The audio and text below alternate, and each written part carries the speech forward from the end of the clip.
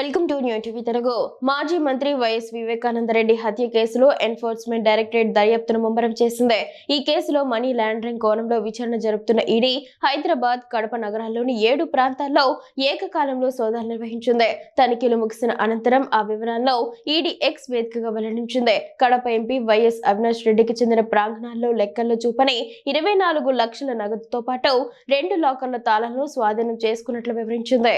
ఈ సోదాల్లో నేరానికి సంబంధించినవి భావిస్తున్న పలు కీలక పత్రాలు, డిజిటల్ పరికరాలను స్వాధీనం చేసుకున్నట్లు ఈడీ పేర్కొంది. కడప ఎంపీ వైఎస్ అవినాష్ రెడ్డికి చెందిన ప్రాంగణాల్లో లెక్కల్లో చూపని 24 లక్షల నగదుతో పాటు 2 లాకర్ల తాళాలను స్వాధీనం చేసుకున్నట్లు వివరించింది. సిబిఐ దాఖలు చేసిన ఛార్జ్ షీట్ తో పాటు అప్రూవర్ గా మారిన షేక్ దస్తగిరి వాంగ్మూలాన్ని ఉటంకిస్తూ ఈడీ పలు కీలక అంశాలను ప్రస్తావించింది. ఈ హత్యకు 40 కోట్ల రూపాయలు చెల్లించేలా కుట్ర జరిగిందని దస్తగిరి వెల్లడించినట్లు తెలిపింది. ఇందులో తన వాటాగా 5 కోట్ల రూపాయలు ఇస్తామని టి గంగారెడ్డి హామీ ఇచ్చినట్లు ఈడీ పేర్కొంది. దస్తగిరికి వై సునీల్ యాదవ్ నుంచి ₹1 కోటి అందగా అందులో 25 లక్షల రూపాయలను సునీల్ యాదవ్ తన వద్దే ఉంచుకొని మిగిలిన 75 లక్షలను తన స్నేహితుడు సయ్యద్ మున్నాకు ఇచ్చినట్లు దస్తగిరి వెల్లడించాడని ఈడీ వివరించింది. సయ్యద్ మున్నా, అతని తల్లి లాకర్ల నుంచి సిబిఐ గతంలో 46.70 లక్షల నగదుతో పాటు లెక్కల్లో చూపని బంగారు ఆభరణాలను స్వాధీనం చేసుకున్న విషయాన్ని కూడా ఈడీ ప్రస్తావించింది.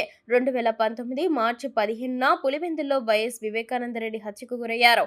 ఈ కేసుపై దర్యాప్తు చేపట్టిన సిబిఐ ఇప్పటికే పలు ఛార్జ్ షీట్లను దాఖలు చేసింది.